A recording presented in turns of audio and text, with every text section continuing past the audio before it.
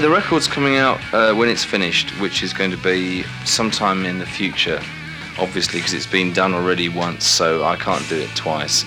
So when it's actually been properly finished off, I'm going to know how to use it, and I can pour it out all over the table, which is good, because it's going to be a very, very flexible record. It's going to be like a sort of soluble vinyl capping that goes over just about everything that's there. So say you had an old relative just dozing off in a chair, you could put the record on and they'd be covered in this kind of vinyl plasma, basically, which would cover them almost completely.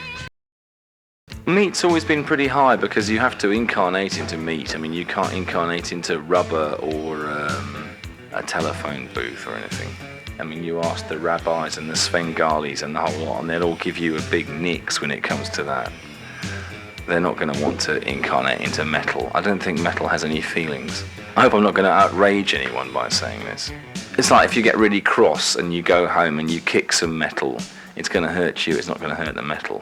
If you go home and kick a cheese plant or another human being, you're causing disastrous karmic ramifications, because the cheese plant is going to wait till you've gone out of the house in the morning, and it's going to sneak downstairs and go across and stop an old lady crossing a road. She's going to be run over, and the traffic policeman that comes to pick up her corpse is going to have a coronary, and the two people that pick up the dead traffic policeman and the old lady are going to get struck by lightning, and then those 5 corpses, as they're driven away by someone else on a what you call a truck here, is going to melt into the ground, because the tarmac's going to become yielding and absorbent, and so the chain of karma goes on.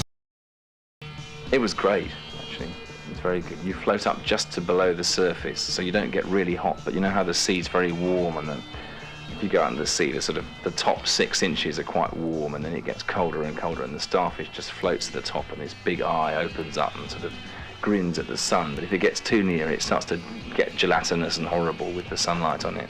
So that's what that one is, anyway. I had a bad hangover and I was at someone's flat in about 1980. So I was trying to write another song altogether called Dancing on God's Thumb, which I then subsequently wrote.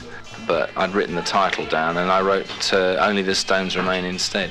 I think it's fairly true. I mean, you go up onto a high place with lots of stones, and they're not going to change. I mean, you know, if the whole world was bloody rubbed out, you still have all those big rock formations. I mean, even the rock formations in Central Park would probably last quite a long time if New York was destroyed.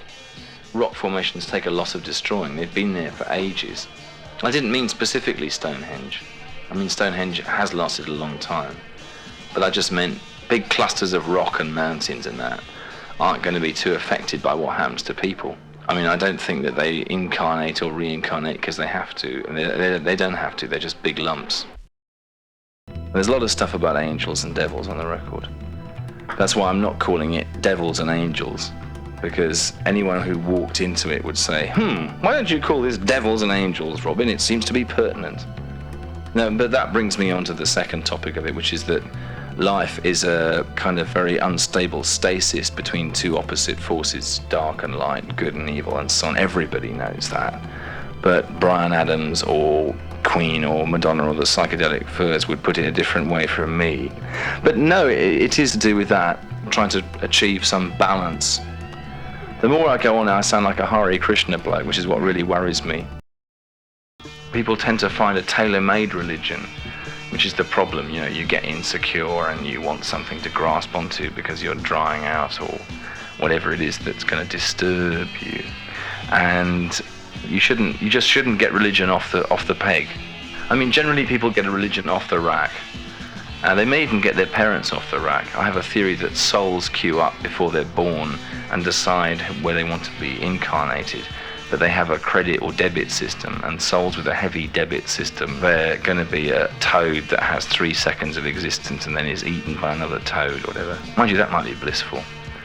But it's possible that the most highly evolved souls just become mayflies who live for a day. We know so little about this. There's so little research, you know. It's regarded as the province of cranks. Well, you know, everything goes in the end, even your ego. It's important to get rid of things from time to time, and then when you die, you don't have to have so much baggage to take with you. You know, if you spend all your time in the same house with the same friends, it'd be really scary when the time comes to go. What is there of you? You know, so much of you is your attributes. and your friends and your habits, and every so often that has to change. But I thought Robyn Hitchcock was like an original, not like just, a dude sort of created by those around him. Oh, no. I mean, Robyn Hitchcock was probably created by me when I was younger to sort of fulfill a role as an alternative to growing up. But inside, I was growing up underneath, and eventually I would quite happily got rid of Robyn Hitchcock, except that there's a market for it now, so it'd be stupid to sort of change my name to Solomon Tracy, the Diving King, and sort of start out again, Heads down, all you bacterial souls back in town. So, the Grateful Dead are respectable, right? Well, it was on the records, basically. The wonderful world of personal relationships, alcoholism, only being number one on the Gavin chart for 1 week, as opposed to 6, and all the various personal crises that have made me such a clean living person. You're a clean living person now? I quit drinking after 15 years of drinking quite heavily. No, viewers, I was not a druggie. And that always annoyed me when people associated my lyrics with drugs and things like that. But I do see alcohol is another drug, and probably statistically the most dangerous. There are more alcohol casualties around, at least in Britain. But it's all the same. It's exactly the same principle. And does all this have something to do with the fact that you ended up making this record, or a record like this? Well, I and Queen Elvis are just sort of breaking out of patterns I've been in for years, relationship-wise and intake-wise. I haven't found Jesus or anything. I know he's lurking around there, though. Looking for you. I'm waiting for the finger.